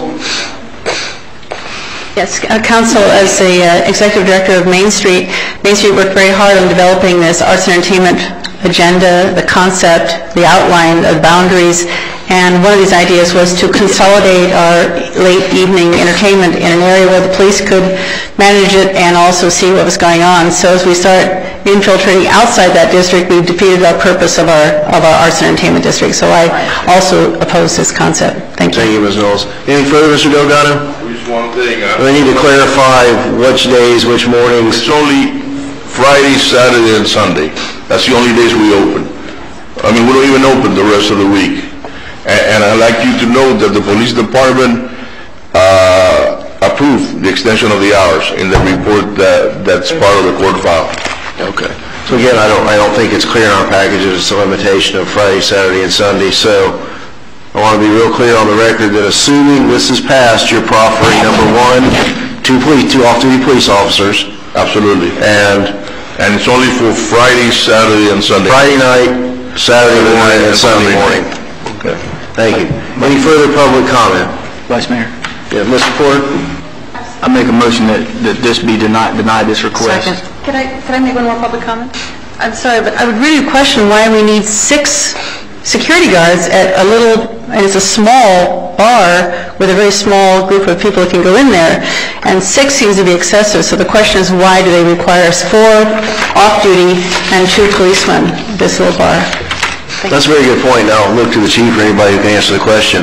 Are they now required to have off-duty police officers there for the 1 a.m. closing? Is that a condition that's in effect now? Well, that's what I'm proposing. If we're going to have it from 1 to 3, we need additional officers there. And I don't know why they have 4 guards there. Maybe the attorney can answer that question, but... Well, see, that's my question. Right now, their application is for an extension, and clearly if the extension is granted, they've offered the 2 police officers. Yes. But if things remain status quo, if their application is denied, is there not any current requirement, and can we impose that if there's not a requirement in place? Well, I think it's probably going to be based on the problems that we've had there in the past, and if I'm thinking correctly, I think things have been going along pretty well there for the past 6 months, because I've been monitoring that myself. And I had people, the medicine shop Mary, she called me one time about a problem, and I went over personally and I talked to them about it, and I told them that unless they correct the problem, we're not gonna allow this to go on. And I think they took care of it. I haven't heard anything recently about it. Okay, thank you, Chief Roll. And the fact that we have 1 officer at the door, that prevents a lot of problems. Okay. The fact that there's security people there prevents a lot of problems. We haven't had any problem in several months now. All right, thank you, Mr. Delgado. Thank you. All right, there is a motion on the floor to deny the request for the extended hours. Do I have a second? Second. Okay. I have a motion and a second for a denial of the request for the extension of 1 to 3. Yeah, right, second by Ms. Garner. All right, roll call vote, Madam Clerk. Okay. Councilwoman Bell? Yes. Councilwoman Garner? Yes. Councilman Porter? Yes. Councilwoman Waltman? Yes. Vice Mayor Losner? Yes for denial. Mayor Warren? Thank you. Next item. A final order of the City of Homestead, Florida, granting a certificate of use to Coco's Nightclub, Inc. to allow the operation of a banquet hall and nightclub with on-premises sale and consumption of beer and wine located in the historic downtown Arts and Entertainment District on the northwest corner of Chrome Avenue and Maury Drive as legally described in Exhibit A and providing for an effective date. All right. Thank you, Susan. Any questions or comments from council? Question, Mr. Vice Mayor. Yeah, Mr. Porter. I know this is in the old Champagne's building. This is not the same operator. This is a new operator, new potential operator? That is correct, yes. So that they would have to come back in. They're not grandfathered in for any kind of, because they have had the banquet hall and they have had I believe, the ability to sell. No, that is expired. That is correct. Thank you. Mr. Mayor. Thank you. I got a severe throat problem, so just bear with me. Is this organization related to the one in the Miami area? Is this an extension of the one in the city of Miami that is a strip club? I just need to know, because there's one in Miami called Coco's, and it's a strip club, and they have a plethora of problems there in Miami that I read about every week. So I just want to know there's no relationship. We may have someone at the podium that can clarify that. If you give us your name and address for the record and your relationship to the application. My name is Abraham Gayton, and I'm the owner of Coco's nightclub and banquet hall. No, Mayor, it's not related to Coco's in Miami as a strip joint or a strip club. No, it's not. Thank you. Ms. Bell, did you have something? Yeah. Right. Now, is this, and again, to clarify to staff, is this for an extension of the hours solely, or is it for the certificate of an entire new use with the same use with just with a new owner? The hours are, it's within the historic district, so the hours doesn't come to play. It's just a certificate of use. Certificate of use for that use to continue there under new ownership. Correct. In effect. Yes, Ms. Baldwin. Hello. Could you tell me a little bit about yourself and how long you owned this? How long have you been in business? Do you own other clubs? What do you propose to have there? Well, my name is Abraham Gayton, and this is the first nightclub or banquet hall that I'm going to own. I already own a business here in Homestead on US 1, and I own a tanning salon and a nail salon on US 1 and Jubilee Plaza by the bowling alley. My intentions here in Homestead... I know you. Yes, you know me. You've gone to my store. There you go. Okay. My intention is to have a nightclub, or maybe another word is a dance hall, where people could dance, have fun, have a couple drinks, but not go to Kendall or Miami and drive People having... could rent it for weddings or rent it for King's... Yes. I already have people in my agenda that already are booking in advance for the rest of the year for weddings, King's, parties, birthdays. So it's going to be a nightclub banquet hall. All right, thank you, Abraham. You're welcome. Thank you, Ms. Baldwin. And I just want to make sure, have you clarify on the record that you are aware that one of the recommended conditions of approval is that you have one duty police officer on premises. Yes. And you're aware of that? And actually, we're going to have 3 off-duty police officers and about 4 to 5 securities inside. Very good. So we got that straight last time. Thank you. Yes, Ms. Councilwoman Bell. Yeah, I also wanted to comment that the P&Z board recommended approval by a vote of 5-0, so they had a unanimous vote. Very good. Put those officers as a condition of this. The officer is built into the recommendations as a condition. Not the warrant. The 3. Can we ask that?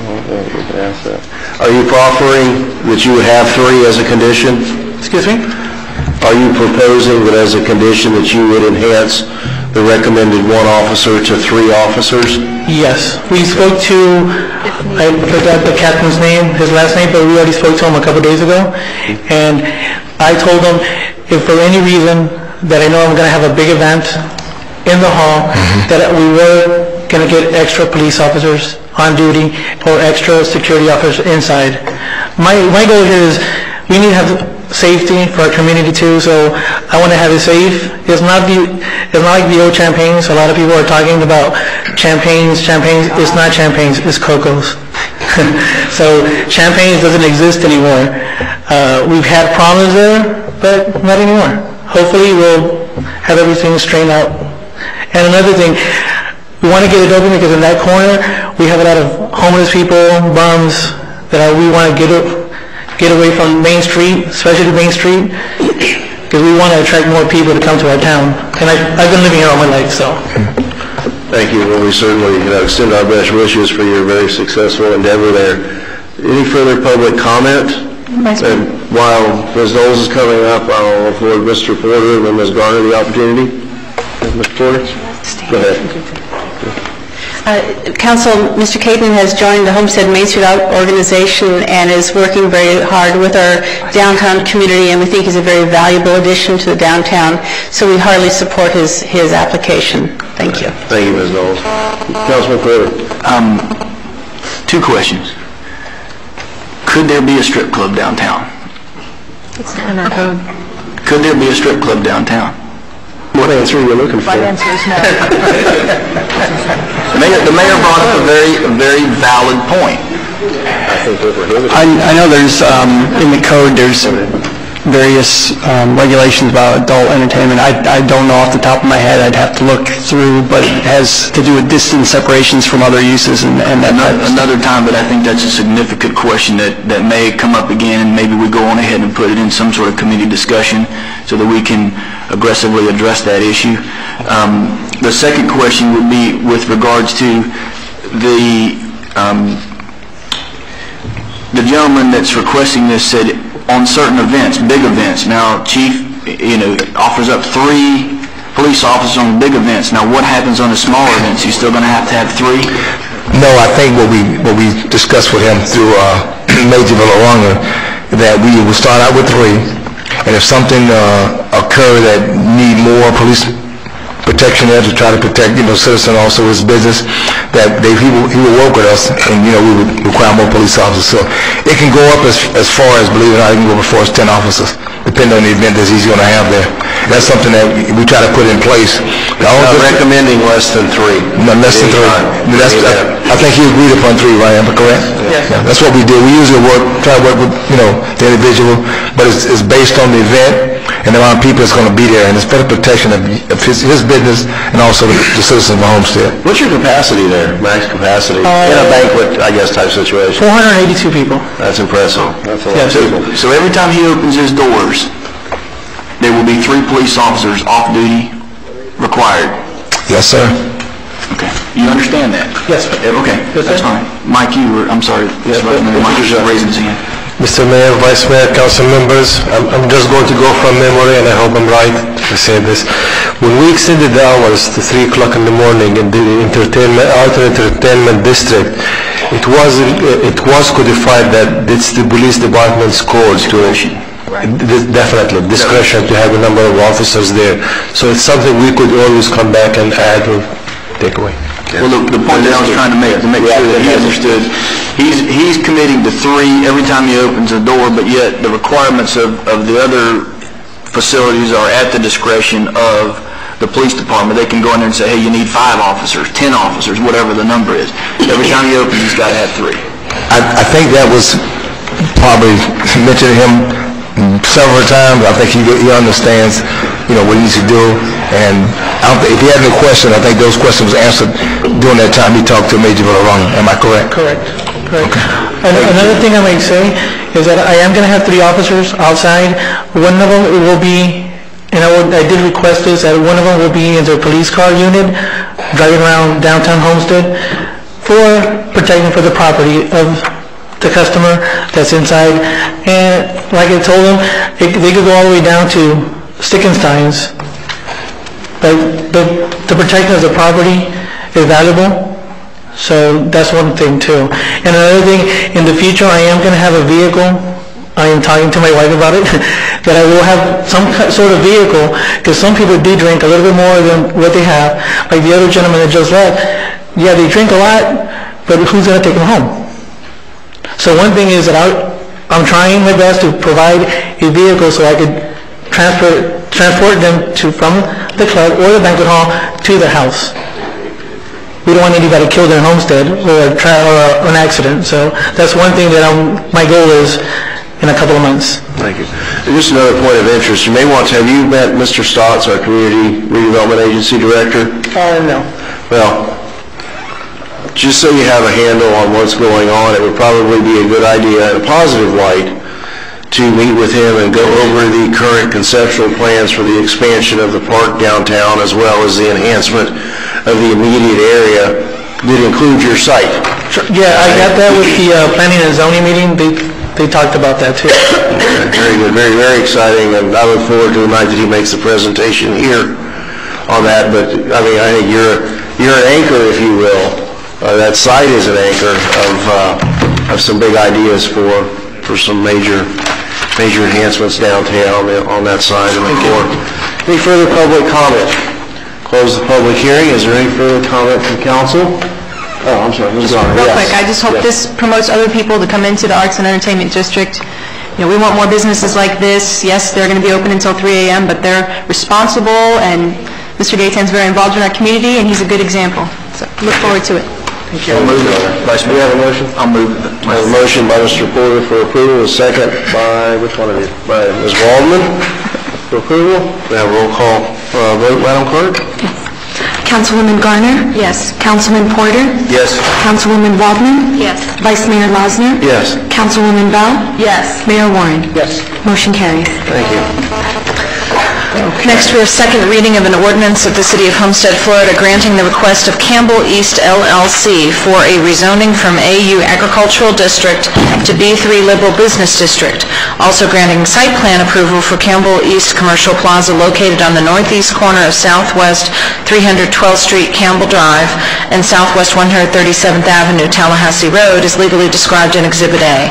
An approximately 20-acre site consisting of 4 out parcels, a 34,230 square foot office building, a 68,800 square foot retail building, and a 22,877 square foot commercial storage building, and providing for an effective date. I'll move second reading. All right, thank you. We have a motion for approval, second reading. Second by Councilman Porter. Any public comment?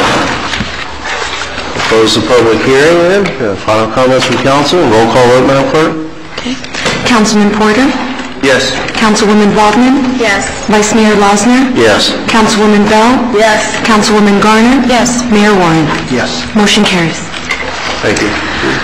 Second reading of an ordinance of the City of Homestead, Florida, granting the request of Wonderly South Dade LLC for rezoning from AU Agricultural District to R1 One Family District. Also granting preliminary plat and site plan approval for Southern Rose subdivision, located on the east side of Southwest 152nd Avenue, north of Southwest 328th Street, and south of Northwest 320th Street, as legally described in Exhibit A. A 10.21-acre site consisting of 48 single-family units and providing for an effective date. I'll move second reading. Thank you. We have a motion for approval on second reading by Councilwoman Bell. Do we have a second? Second by Councilwoman Waldman. Anyone on behalf of the applicant? Are you over here on this one? No? Okay.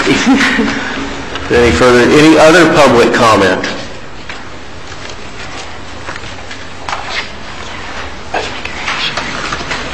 John Burgess, 655 Southeast 30th Drive. We would just like to say that we are very happy with this developer and what they're coming in. The product that they look like they're going to build is very good. The density is right where the rest of that city should be over there. City Council should pay attention to the numbers. And they have listened to every request that we've made and have given us the right answer over there. So we're very happy to have them on the north side of our property. Thank you, Mr. Burgess. Any further public comment? We'll close the public hearing. Any final comments from council? We have Vice Mayor? Yes. Yes, I have kind of a housekeeping thing. On the conditions, we had listed some conditions that were to be prior to second reading. We need to change that to read requirements to the satisfaction of staff prior to any building permits. We did not receive those changes, but we have talked to the applicant, and they are willing to make those revisions. Thank you. Okay. All right, we had a motion, right? Okay. Madam Clerk? Yes. Roll call? Okay. Councilwoman Waldman? Yes. Vice Mayor Losner? Yes. Councilwoman Bell? Yes. Councilwoman Garner? Yes. Mayor Warren? Yes. Motion carries. Thank you. Thank you, Ms. Batiste. Yeah, that concludes the quasi-judicial portion of the agenda. Who's handling the next item? An ordinance of the City of Homestead, Florida, amending the City Code of Ordinance by amending Chapter 30 zoning, Article 4, Supplemental District Regulations, Division 8, Special Exceptions to eliminate subdivision entrance, gates, and features, providing for severability, inclusion in the code, conflicts, and an effective date. Thank you. We have a motion for approval? So moved. We have a motion by Councilwoman Garner. I'll second. We have a second from Councilwoman Waldman. So I think if this is adopted, we'll have the effect of really clearing our agendas of these entrance feature items specific to the entrance feature. That's what I get out of this anyway. Do we have any public comment or further question or input from council? Okay, Madam Clerk? Okay. Vice Mayor Losner? Yes. Councilwoman Bell? Yes. Councilwoman Garner? Yes. Councilman Porter? Yes. Councilwoman Waldman? Yes. Mayor Warren? Yes. Motion carries. Thank you. Next item is the second reading of an ordinance of the City of Homestead, Florida, amending the City of Homestead Police Officers Trust Fund by amending Section 22.5-36 created and Section 22.5-39 contributions of Chapter 22.5 Retirement Plans of the City of Homestead Code of Ordinances, reducing the employee's contribution rate to the fund from 9.65% to 7.65% of the fund member's base salary and overtime of up to 244 hours, providing for severability, inclusion in the code, and effective date. This is a second reading and public hearing. Thank you. Could I hear a motion? So moved, Vice Mayor. Moved by Councilwoman Waldman. I need a second. Second by Mr. Porter. Mr. Porter, would you like to add any background on this final reading of the foundation of how we got here? This is to implement the last, some provisions of the last collective bargaining agreement. Collective bargaining agreement, that's correct. All right. We have a motion and a second for approval. Roll call vote. Councilwoman Bell? Yes. Councilwoman Garner? Yes. Councilman Porter? Yes. Councilwoman Waldman? Yes. Vice Mayor Losner? Yes. Mayor Warren? Yes. Motion carries. Thank you. We'll now entertain public comments, and I think the clerk will set where'd our time clock go? Not only is the artwork gone, but the time clock is gone. It had to be sent back because it wasn't working. Time flew or something. Any public comment? We used it one time. All right. Mr. Manager, any business?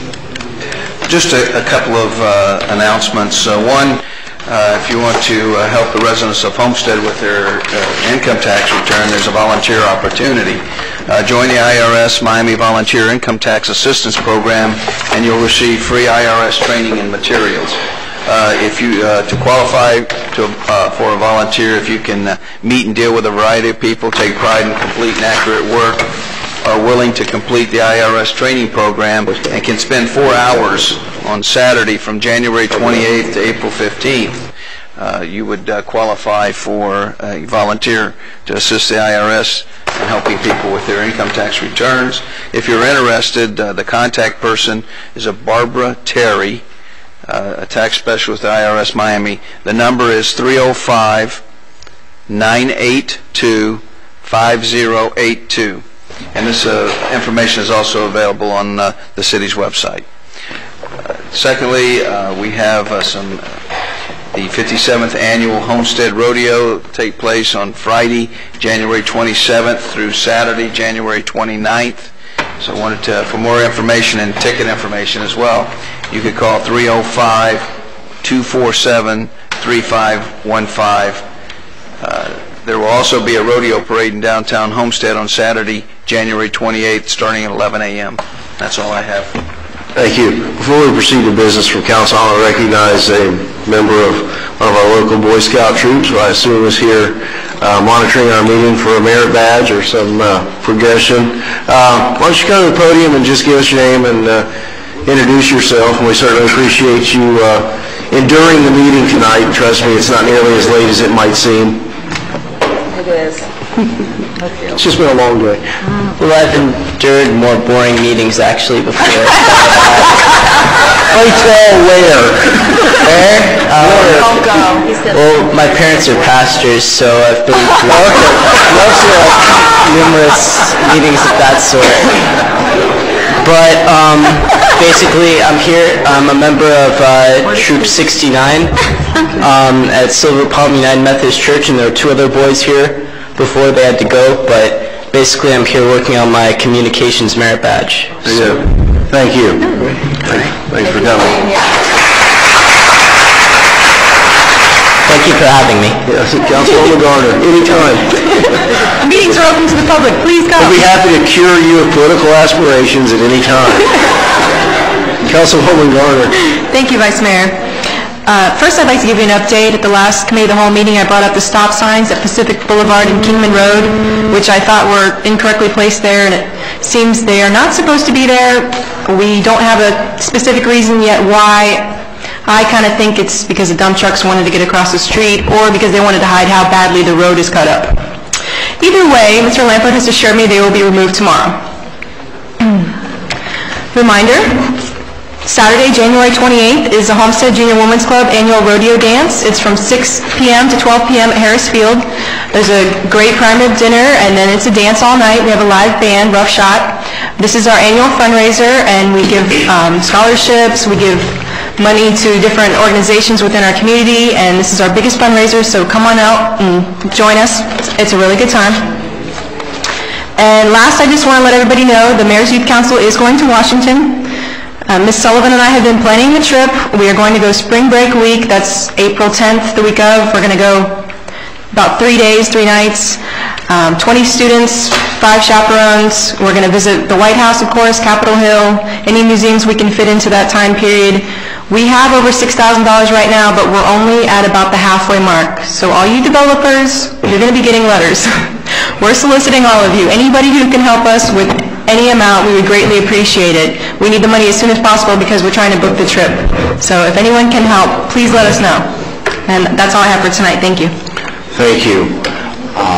Councilman Hodge is away. I want to announce he's away, and I don't think you did, Mayor. He's away having some training for insurance licensing and opening a new Allstate office he announced, I guess, at the last meeting we had here. So that's the reason for his absence tonight. I wanted to, after, Mr. Manager, after wearing the utilities hat for 4 years, it's hard to realize, do we still have a utilities director? I see he's not here tonight. He was not feeling well tonight. I just want to get a little nervous. Okay. I also want to ask you, have you been contacted about, are we going to have the benefit of any filming in Homestead this week or anytime in the near future? I know I was contacted by some producers and pass along your information. Matter of fact, the police department's been working with them. They've been doing from Invasion. They've been doing some, as it was explained to me, they were riding in the cars taking film of Homestead area, which they will later dub into, I use that term. It's a backdrop, sort of. Backdrop kind of thing for when they do some of their other... Better than the pink flamingos in Miami Vice. Right, well, it's they're filming in California. That's not Homestead, so we'll take a little Homestead in California. It was very heartening to get that phone call that I guess after Sean Cassidy visited Homestead, I think he made the decision that they needed to have some authentic footage to use as the fill-ins between scenes and perhaps the opening or closing sequences, and some opportunity to showcase our community on a national basis. We'll compete with Miami Vice in the opening. Oh, okay. And I want to announce that February 3rd is, I think, the 22nd annual Rotary Club of Homestead Charity Auction. They raise money primarily for college scholarships for the local high school students. We expect to have over 400 people there, and again, a great prime rib dinner and a lot of nice merchandise to bid on, and a really good time. And you can contact any Rotarian or find me, and we'll be happy to get you set up with all the tickets you need. I wanted, Mayor, to commend and thank and compliment all of our city staff and all the volunteers out in the public that worked so hard to put on such a nice Martin Luther King Day breakfast. The speaker was just top-notch. We probably had, I think nationwide, probably one of the most foremost speakers for that event that we could have had. That was very impressed, and someone from nearly our own backyard at that stature and that level, and certainly that entire morning and the parade and the whole weekend of events. So, all of our staff, I know, worked very hard to set up the FICO Williams Center, as well as, all of the parade issues and put the parade on as well. Seems like I had something else, but I didn't write it down, so... Can I interrupt very quickly? Depends on what. Go ahead. I just got excellent news. One of our members of the audience, Wonderly South Aid, has agreed to give us a donation to the Mayor's Youth Council. How much? I don't know how much. It doesn't matter how much. They jumped to the gun, and we want to thank you. $6,000 to help with the...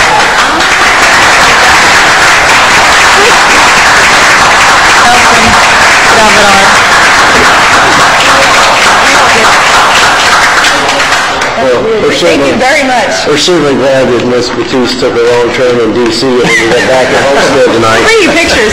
Yes, and they're all coming to your house to sleep. All right. Councilman Porter. Vice Mayor, I have no business. Thank you. Thank you. Ms. Waldron. I'll make up for you. I knew you would. I know.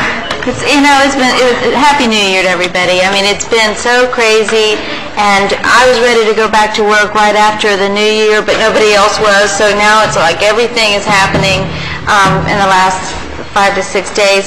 But I'm very happy to announce, Mayor and Council, that we have officially made an offer to a very deserving candidate for the internal auditor position, of course contingent upon Council's approval. We're in the process of HR is doing the background checks and job checks and everything else check that you can imagine, but I hopefully will have good news for this council in the next, perhaps at the next committee of the whole meeting. Also, I'd like to thank the council for their great support with the Seminole Theater, Rick Stouts, his department, entire city staff. I think now we will at last be able to see some changes in that building, and we all need them, and we all know that they need them, and we all want them. So I want to thank you publicly for your support on that.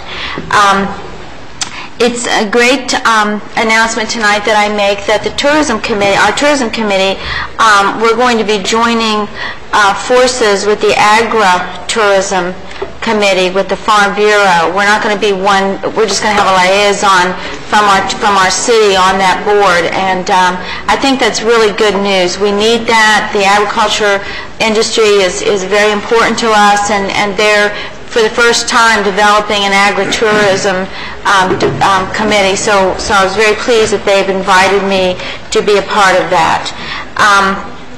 Parks and Recs. We are so busy trying to play catch-up from all the hurricanes that we've had. It happens. We had so many back-to-back, and it just happens, and then we forget that people are still suffering. I know the parks, I mean, we've been trying to get people out to do the work on the fields. The games are starting. Last week we started on Harris Field, and hopefully if the contract, he got approved, great. So he'll start tomorrow on J.D. Red, and that's a very big thing. Also, I just wanted to let the people know with the J.D. Red team that we've allowed allotted $11,000 for fencing over there as well. So we're working diligently trying to move forward. Is just getting the people to work. As my fence still lays flat on the ground, I understand that it's hard to get the contractors out there to do the work. But thank you, Kurt Herron, and your wonderful team, as always, for moving forward and pushing forward. And I know it's been a struggle, because a lot of our parks took a hit. And one of these days I'm going to give you an update on some of that, blow by blow, so you can understand that we had to go back to square one on so many issues. Martin Luther King, you said it so well, Vice Mayor. It was wonderful, and I couldn't think of the attorney, the speaker's name. H.D. Smith. H.D. Smith. He was so fabulous, and I took away something from that, and of course this isn't a quote verbatim, but he said, and this has stayed with me for the last few days, at the end of the day, it doesn't matter what's going on in the White House and the House of Representatives or any other house. It's what's going on in your house. It's what is happening with your family that counts and makes a difference.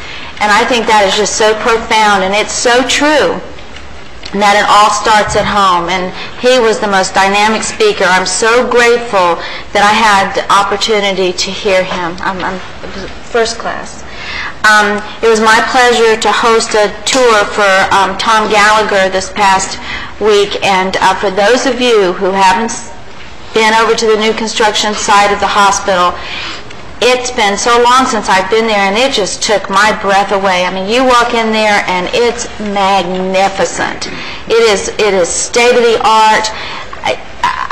There's no words to describe it. And they say they're going to be open in the fall of 2006, and barring no hurricanes, I'm sure they will be. But it is absolutely state of the art. All of the doctor's offices are going to be connected to the main lobby of the hospital, so that it's a one-stop shop. You can go to your doctor if you have to go over for tests or x-rays. It's just going to be fabulous.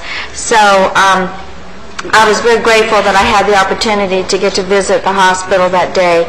And I wanted to also apologize for not being in the parade, for the Martin Luther King parade, but it was my hubby's birthday and we had some plans, so I've been so taking up so much of our family time, I decided it was time to spend some time with him. And the last thing that I wanted to mention tonight is that we're meeting regularly now for our Relay for Life. It's going to be in April. I'll give you an exact date at the next meeting. But anybody that wants to participate in the Relay for Life, please contact me or anybody. We'll get you in the right direction. City of Homestead is one of the sponsors, as well as others. The Speedway is going to be a sponsor. It's going to be a really good turnout, and it's for cancer and the American Cancer Society. So thank you very much, Vice Mayor. Thank you, Councilwoman. Is that it? Councilwoman Bill. Thank you.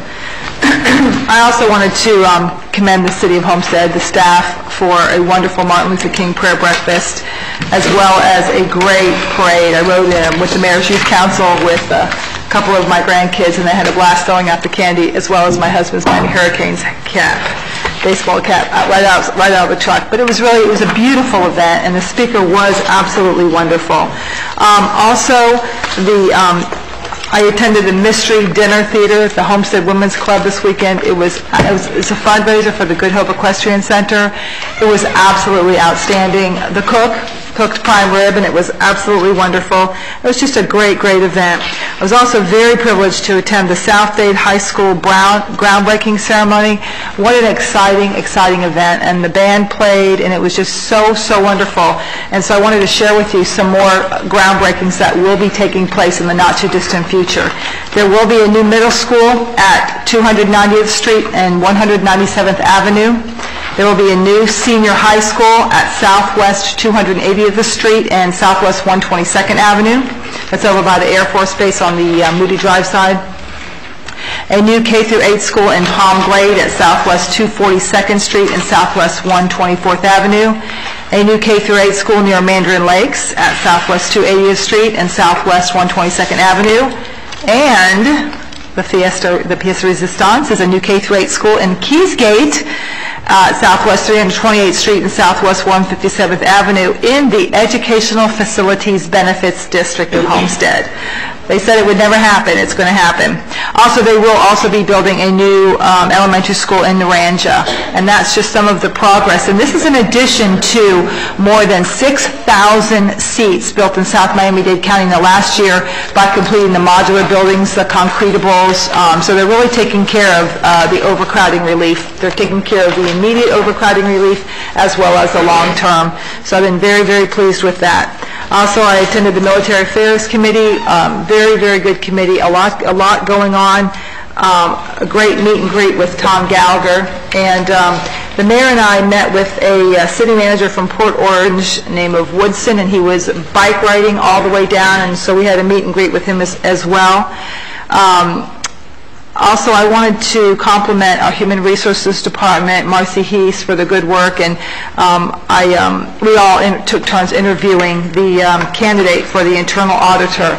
And I, too, was very impressed at the credentials of the gentleman with whom we interviewed. He was very adept at answering my questions, going through the resume with them, and every concern I had he was able to address very promptly. So I was also very impressed, and I wanted to thank them. Also, on the very same day that we had the South Dade High School groundbreaking, we also had the groundbreaking for the Portofino Professional Center that's right next to the hospital, and they are going to be putting a walkway in from the professional center right into the hospital and really cater to the hospital, house physicians, and they're also discussed it with the Abbas. They're putting in, installing generators, preparing for hurricane season, and they're going to be putting very high-end generators in so that there will be no lapse in services whatsoever. And that's it. It's been a busy couple of weeks. Thank you. Thank you, Councilwoman Bell. Mayor Warren. Thank you, Mr. Vice Mayor. I too would like to add my kudos to Marlene Volker in particular and the Human Relations Board for just an outstanding weekend with the Dr. King celebration. I can't tell you enough how proud I was of the excellent activities, and they were just done so well, so professional. So thank you also very much.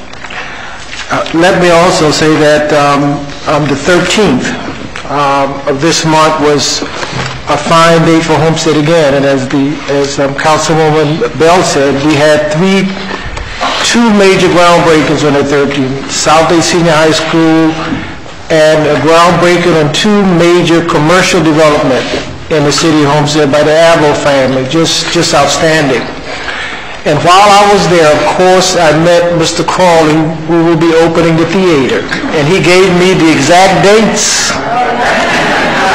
On the 28th of February, there will be some private activities at the theater on the 28th and the 29th of February. But the theater will open to the public on March 3rd. You can write that down. That theater is larger than a professional football field, from what Mr. Crawley shared with me. Mr. Porter and I toured the facility, and it is huge and it's beautiful. So we all will be proud of it when it opens officially on March 3rd.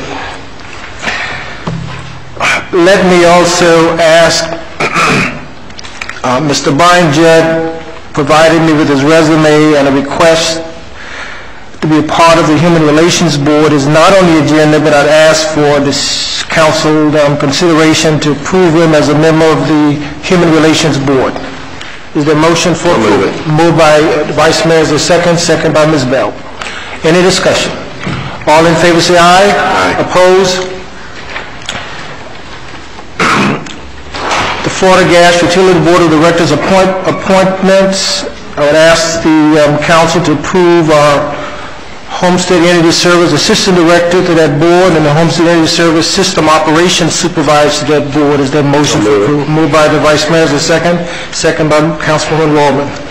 All in favor say aye. Aye. Opposed? And that's all I have to say to Ms. Vice Mayor. Thank you. This council will adjourn. I don't know how you did it, but it's